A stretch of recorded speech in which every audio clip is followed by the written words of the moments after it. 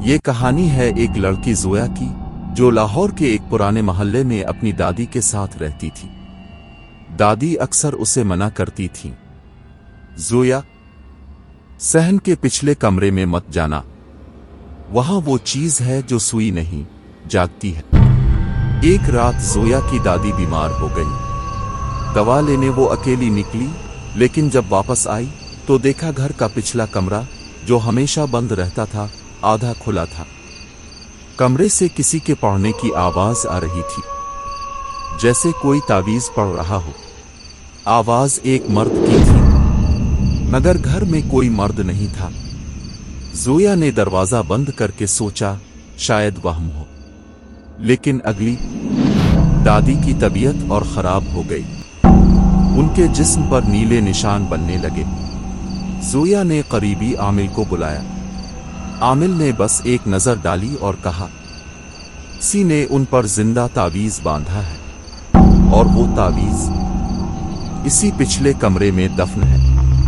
زویا کو یاد آیا، وہ دروازہ، وہ آواز۔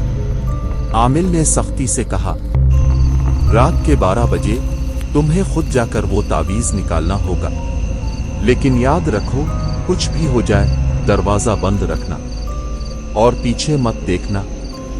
12 بجے رات۔ زویا نے ہمت کی۔ کمرے میں داخل ہوتے ہی لال موم بتی جل اٹھی بغیر کسی وجہ کے۔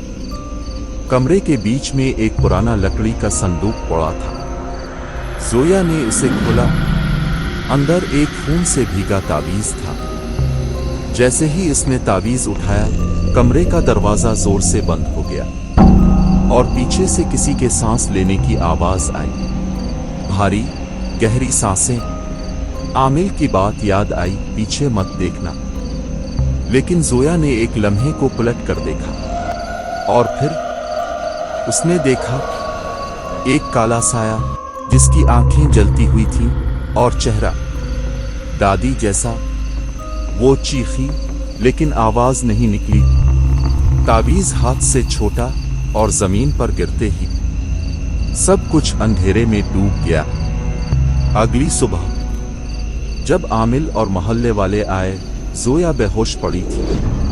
تعویذ جل کر راکھ ہو چکا تھا، لیکن دادی کی طبیعت معجزاتی طور پر ٹھیک تھی۔ زویا نے آنکھیں کھولیں اور بس ایک جملہ کہا، وہ دادی نہیں تھی، وہ کوئی اور تھی۔ ہر تعویذ دوا نہیں ہوتا، کچھ تعویذ زندہ ہوتے ہیں اور بدلے لیتے ہیں۔